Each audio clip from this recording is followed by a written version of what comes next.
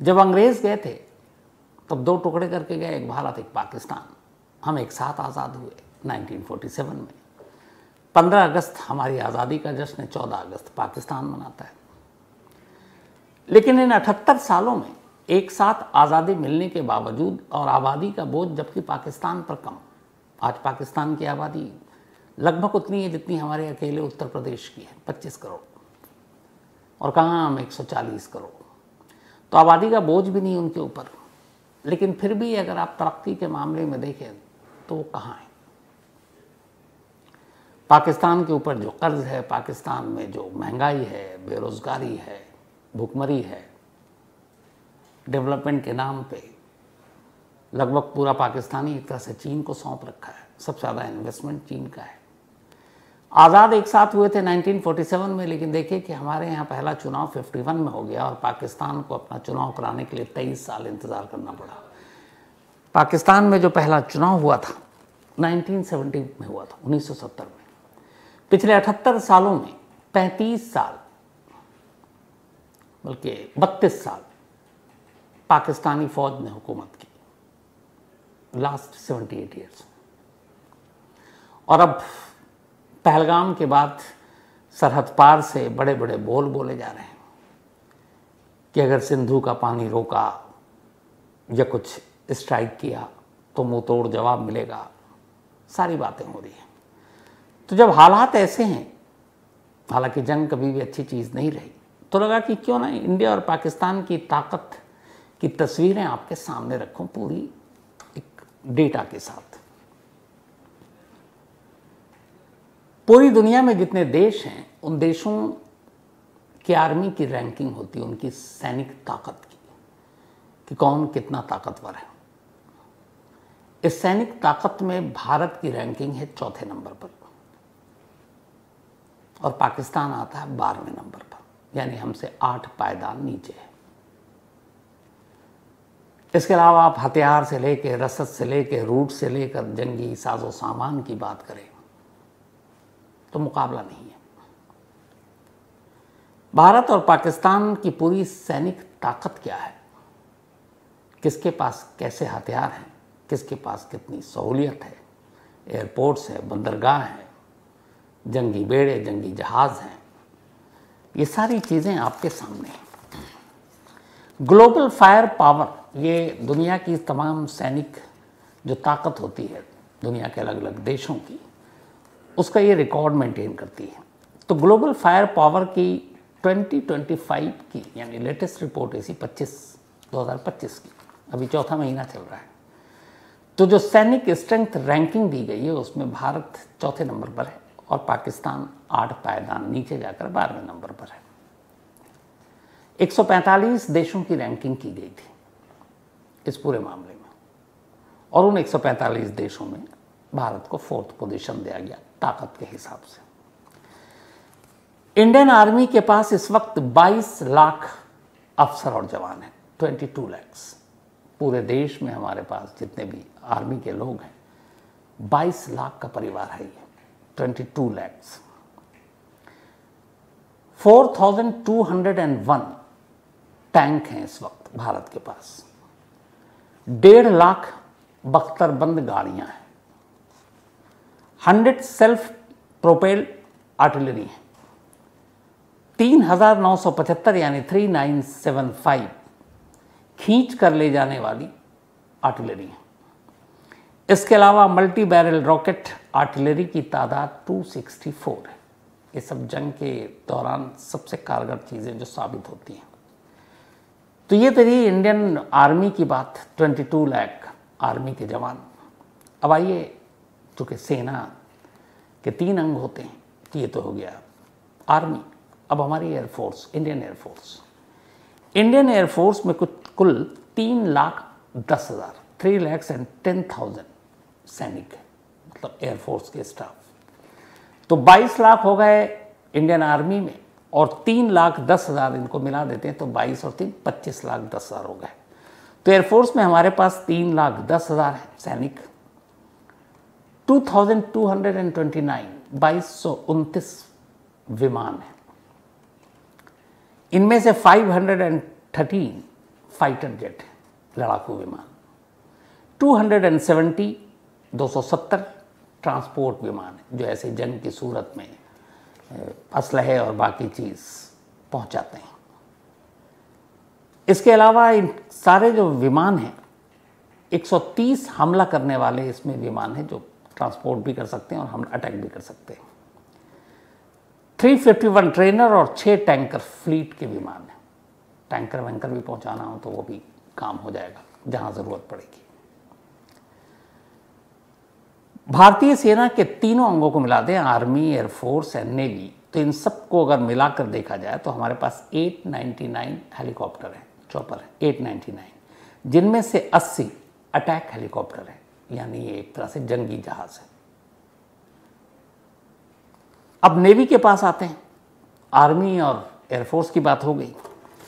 Navy में 142 लाख 1,42,000 नौसैनिक, तो 22,350 और 1.5 लाख आप ये रख लीजिए, 22,325, 26.5 लाख हमारी फोर्स की स्ट्रेंथ है।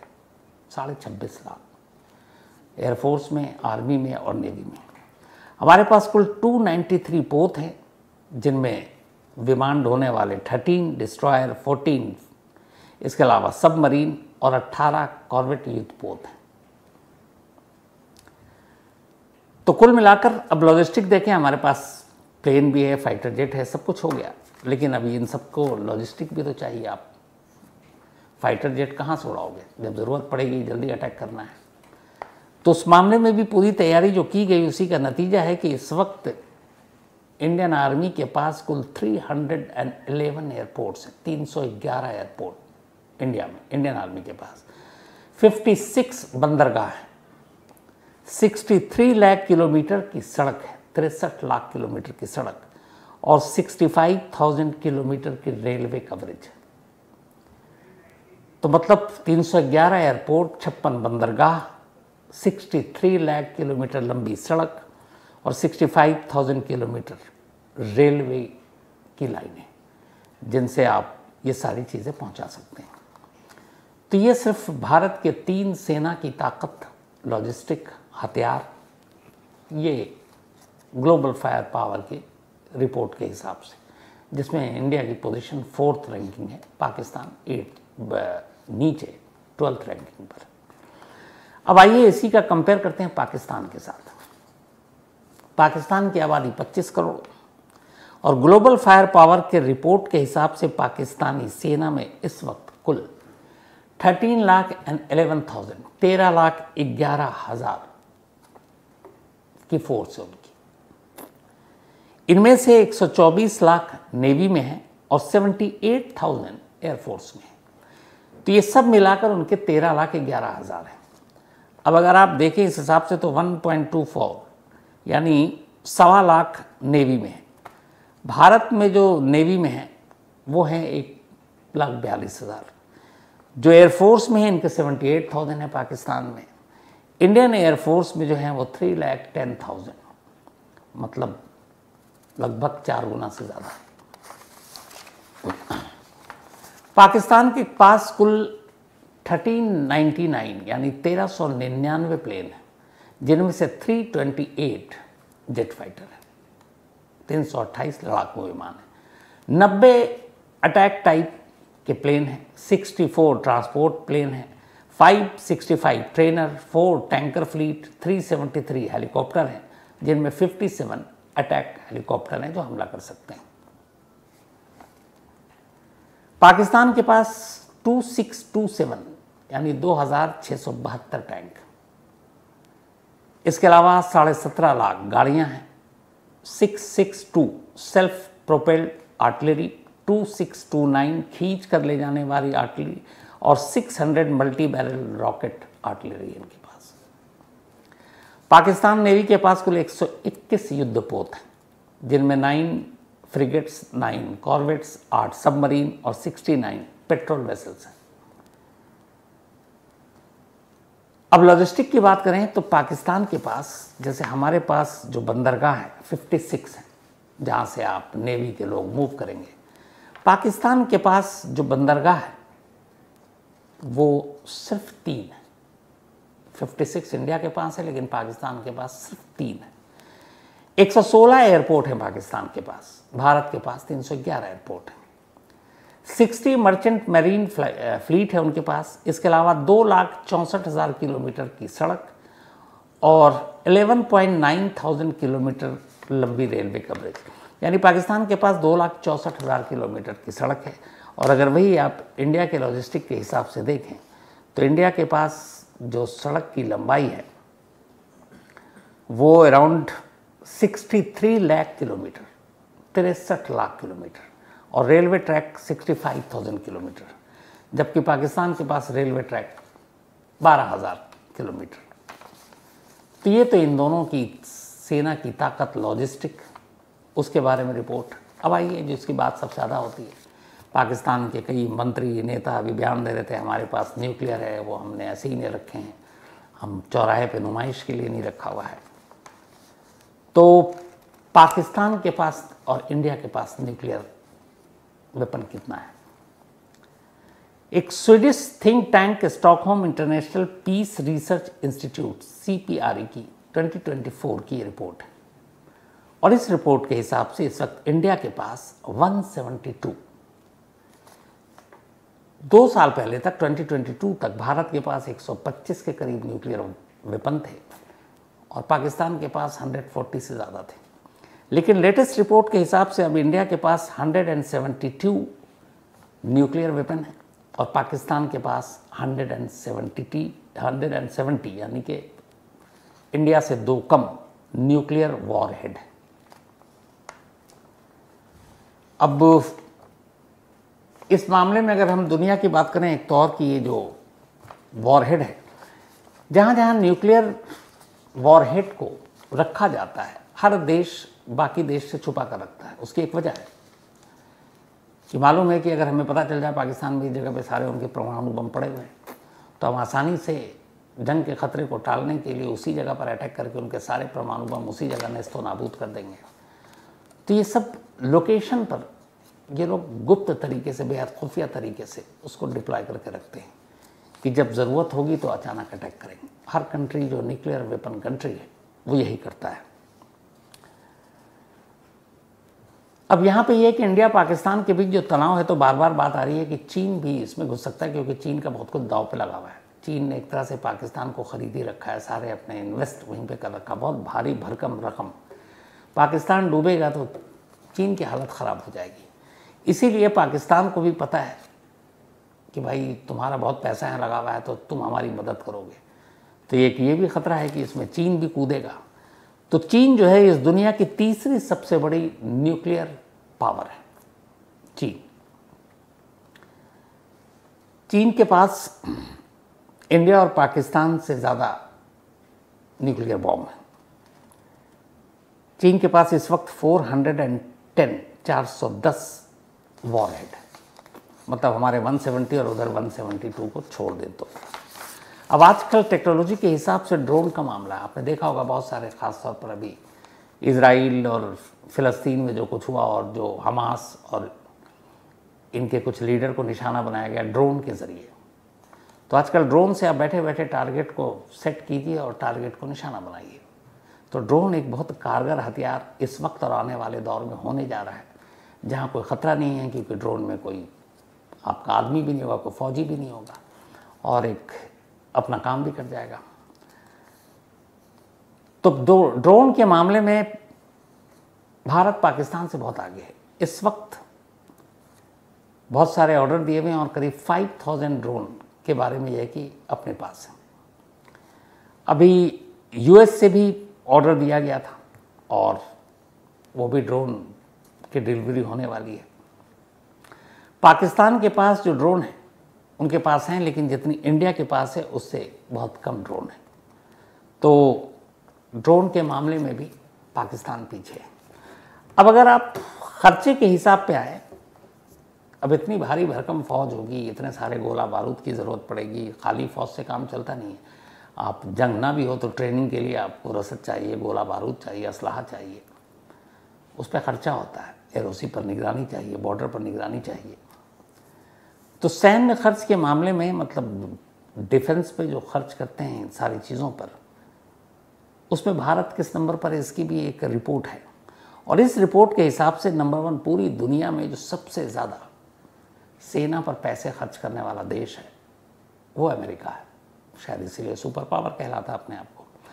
अमेरिका 997 अरब डॉलर, 997 अरब डॉलर, पता नहीं कहाँ फिगर जाके ठहरेगा, ये हर साल खर्च करता है सिर्फ अपनी सेना पर।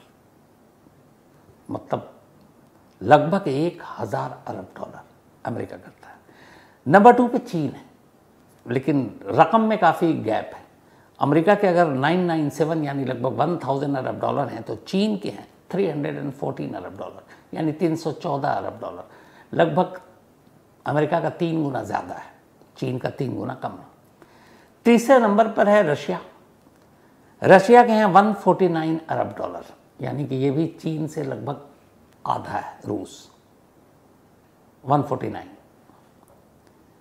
चौथे नंबर पर आता है जर्मनी, और जर्मनी वो देश है जो सबसे ज़्यादा हथियार बनाने के मामले में जाना जाता है। दुनिया भर को हथियार बेचने का काम जर्मनी करता है। कुछ देश हैं टॉप 5, उनमें एक जर्मनी है जो हथियार बनाता है। जर्मनी हर साल अपने फोर्सेस पे जो खर्च करता है 88.5 अरब डॉलर यानी 88.5, लगभग रसिया से हाफ। 5वें नंबर पर हम आते हैं भारत। सैन्य खर्च के मामले में भारत हर साल 86.1 अरब डॉलर खर्च करता है, 86.1 अरब डॉलर हर साल। तो ये टॉप 5 कंट्री, पहला अमेरिका, दूसरा चीन, तीसरा रूस, चौथा जर्मनी और 5वां भारत। ये दुनिया की 5 सबसे शक्तिशाली वो देश हैं जो अपनी सेना पर सबसे ज़्यादा पैसे खर्च करते हैं। अगर इस रैंकिंग के हिसाब से चले तो टॉप 145 कंट्री में पाकिस्तान की जो रैंकिंग आती है सबसे ज़्यादा खर्च करने वालों में, उसमें 29वें नंबर पर है, 29th, 10.2 अरब डॉलर पर ईयर। 10.2 अरब डॉलर पाकिस्तान अपनी सेना की शक्ति पर खर्च करता है और 29वें पायदान पर है, भारत से 24 पायदान नीचे। अब 10.2 अरब डॉलर कम नहीं है, यहाँ इसलिए कह रहा हूँ कि कर्ज में डूबे पाकिस्तान में बिजली, पानी, खाना, इन सारी चीज़ों की किल्लत है। रोज़मर्रा की ज़रूरत के सामान इतने कीमती हैं, वहाँ पर महंगे हैं, लेकिन उसके बावजूद 10.2 अरब डॉलर पाकिस्तान खर्च करता है। सवाल यह है कि पाकिस्तान के पास ये पैसा आता कहाँ से? चीन जैसा दोस्त है, बाकी पाकिस्तान की एक शुरू से वो रही है जो 78 सालों में 32 साल पाक फौज ने वहाँ हुकूमत किया, तो मौके का फ़ायदा उठाते हैं। जब रशिया ने अफ़गानिस्तान पर हमला किया था तो उस वक्त रशिया को कमज़ोर करने के लिए अमेरिका को एक दोस्त की ज़रूरत थी और वो था पाकिस्तान। तो जब तक लगभग 10 साल वो लड़ाई चली, अमेरिका हर साल पाकिस्तान को अरबों डॉलर मदद में देता था कि तुम मदद करो, और अमेरिका से मिलने वाला वो पैसा पाकिस्तानी सेना अपने ऊपर खर्च करती थी। पाकिस्तान की सेना दुनिया की इकलौती ऐसी सेना है जो बिजनेसमैन है, ये बिजनेस करते हैं। पाकिस्तान में चाहे वो मीट हो, कपड़ा हो, सीमेंट हो, घर हो, मॉल हो, टूथब्रश हो, टूथपेस्ट हो, तेल हो, सेना ये बिजनेस करती है।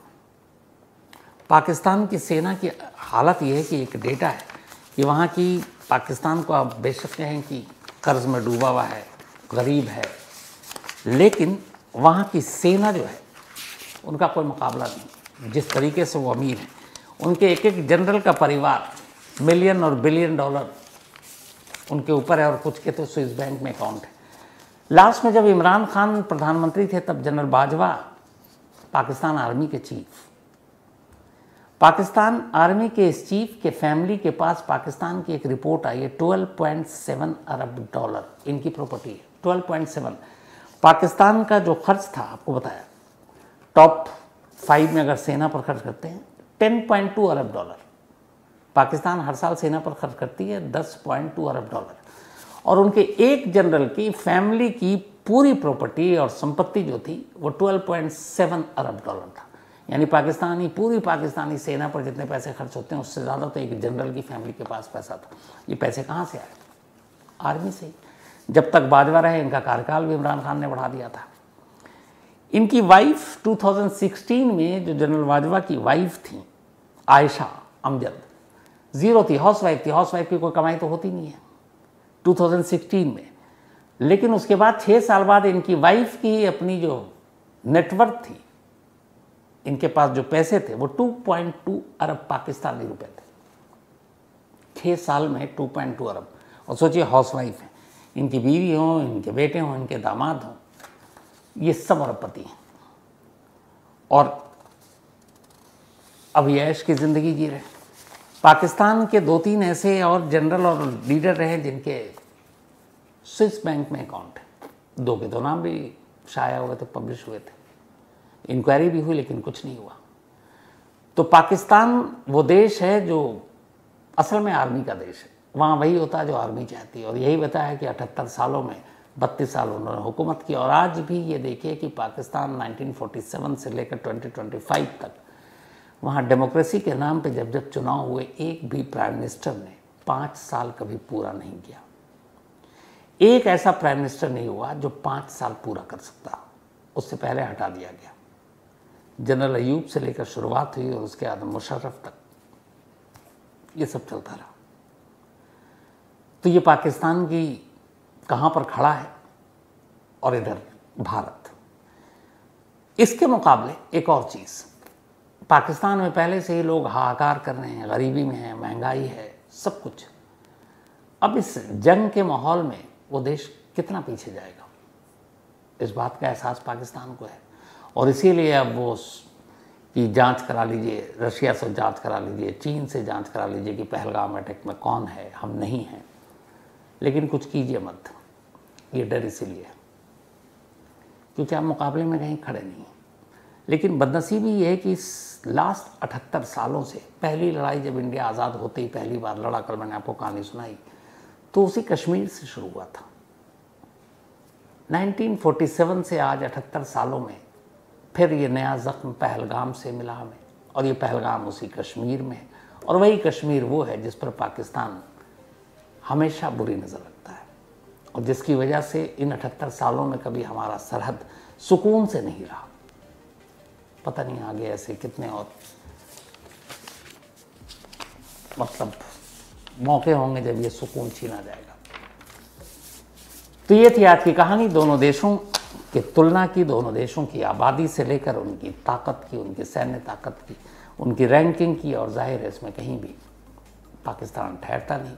और वैसे भी एक दूसरा इतिहास है, वो तो किसी को बताने की ज़रूरत नहीं, ओपन है कि अब तक जितनी बार भी पाकिस्तान ने जंग लड़ने की हिम्मत की, हर बार हारा। कमाल यह है कि जो पाकिस्तानी फ़ौज है और जो आज भी पाकिस्तान में सबसे पावरफुल माने जाते हैं,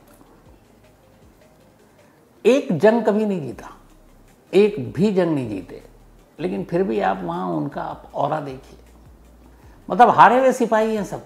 एक बार इसको क्रिकेट में लेते ना, चलो यार 1 मैच हार गया, 2 मैच हार गया, 1 सीरीज़ हार गया, 2 सीरीज़ हार गया।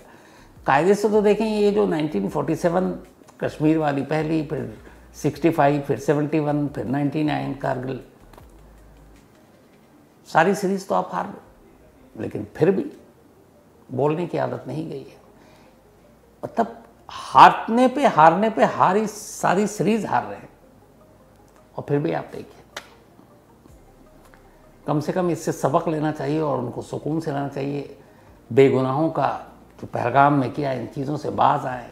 खुद भी यार अपना घर देखो, ठीक ठाक रहो, लोगों को रोज़गार दो, उनको खाना दो, पानी दो, तरक्की करो। लेकिन नहीं, पड़ोसी कैसे खुश है इस बात पे, फिर वो एक मुहावरा है ना कि हम पड़ोसी के दुख से ज़्यादा पड़ोसी के खुशी पे दुखी होते हैं। तो वही हाल पाकिस्तान का है। खैर, कितना भी समझाइए कोई फ़र्क तो पड़ना नहीं है, क्योंकि सुधरना होता तो 78 साल में सुधर चुके होते। बहुत सारे इस बीच में नेता आए, आर्मी चीफ आए, लेकिन उनका धुन, उनकी राग एक ही है, कश्मीर कश्मीर और भारत के ख़िलाफ़ जहर उगलना।